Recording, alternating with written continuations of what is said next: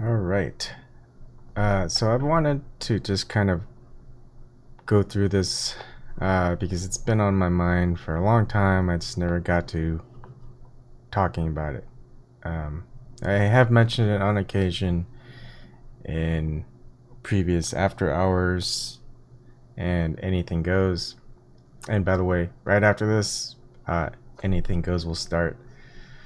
So don't worry, this isn't going to be very long.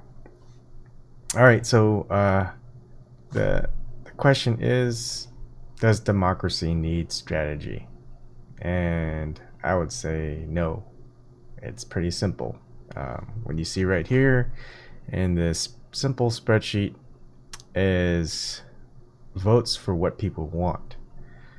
So let's just say that there are four things that a group of people wanted, and say it's for some type of dessert. Okay, 100 people, they're all deciding on what they want for dessert. And if whichever has the highest, that's what they get. So there are people who vote for apples, there are people who vote for bananas, people who vote for cucumbers, and people who vote for durians.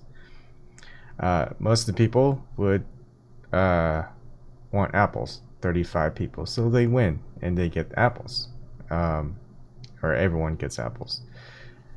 And it's a little bit weird. You would think, okay, why don't we just divvy up what people want and do it that way? But for some reason, our democracy and most democracies, it's the majority gets what gets it, and everyone else just has to just accept it. So that's kind of interesting to think about. Now, what you end up having in a democracy when it's not what people want, but they end up voting for what they would rather have or not have, you end up getting a lot of strategy involved, which doesn't really make sense. For example, people who want cucumbers, they realize they're not going to get cucumbers. There's just not enough people that want cucumbers.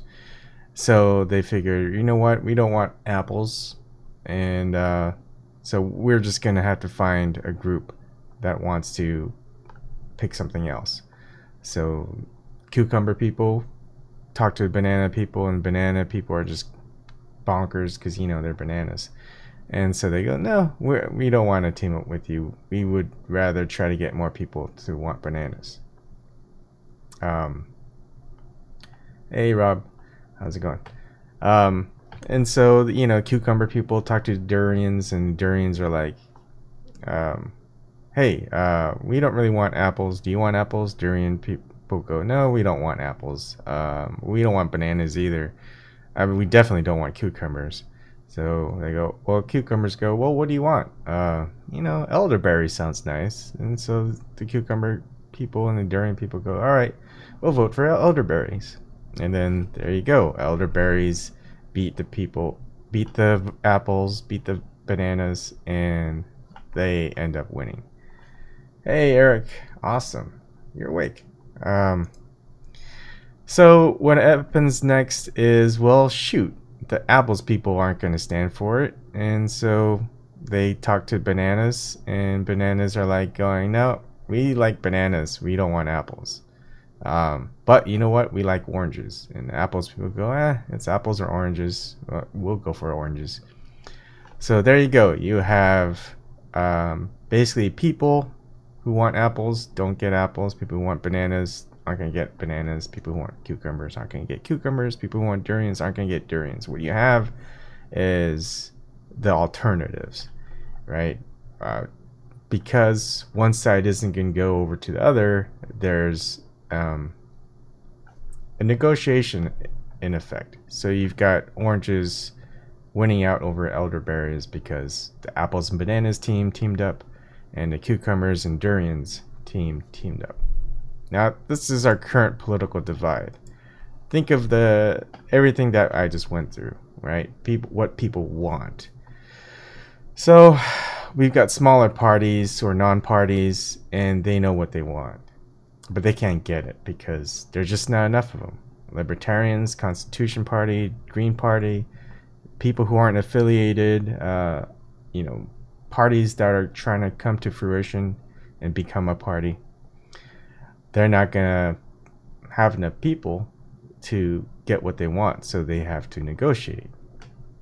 So I mean, look at the Republicans and the Democrats. It's both of them together combined are about 45% of the voting population. That's not very much. And you have people who aren't going to ever really vote for Democrats and Republicans, and that's 55% of the US voting population. So how do we get from here to here, getting people you know, to vote for what they want? Well, you've got to destroy one of the two parties, either the Republicans or the Democrats. Currently, it seems like the Democrats are the best choice to destroy. Once the Democrats are dismantled, you pretty much have 23% of the voting population. And the Libertarians are going to go, well, you know what? Let's try to get the Greens or some other independent people in. Let's join together with the Constitution Party. So they might get like 8% of the population. And Republicans are like, they're no threat. You know, Democrats are destroyed. We're the biggest single party out there. There's not going to be any worry. The only problem is, look at the Green Party. They're also small. And then other parties, unaffiliated Democrats, have to go somewhere. They're not going to go. They'll probably might join the Republicans, but probably not. Usually Democrats hate Republicans and Republicans hate Democrats. So once the Democrats are gone, it's pretty much a fair game. It's what do people want, and then they vote for it, and they realize, okay, I don't want this. I don't want what we currently have. How do we negotiate to get something that's more preferable than just us getting what we always want and those people always getting what they always want? It gets really, really convoluted, but the entire premise is to not have a strategy. It's to kind of defeat the whole purpose of parties. If there were no parties, what do we get? We get just an entire democracy, which in this current day and age, we're getting closer and closer with technology and just people working together. Communications is huge. So if basically we can get this to happen, right, it's going to eventually evolve into this process and get to where we are now.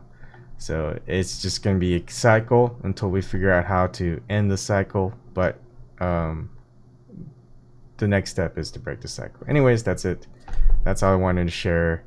There really isn't a need for strategy in a real democracy. Everyone just gets a vote for what they want, and then the ones who want it the most, you know, everyone just kind of goes that way. That's also kind of weird. So there's probably a better way to have a democracy where, okay, let's say 51% of the people want one thing, 49% of the people want another thing. Why do we have to choose the 51% side? Why can't we share, I guess, split what we want and have both sides like something? So it's weird. Anyways, maybe we could talk about this in Anything Goes, but anything goes, we could talk about anything, like dildos. All right, bye. Stay tuned. Anything Goes.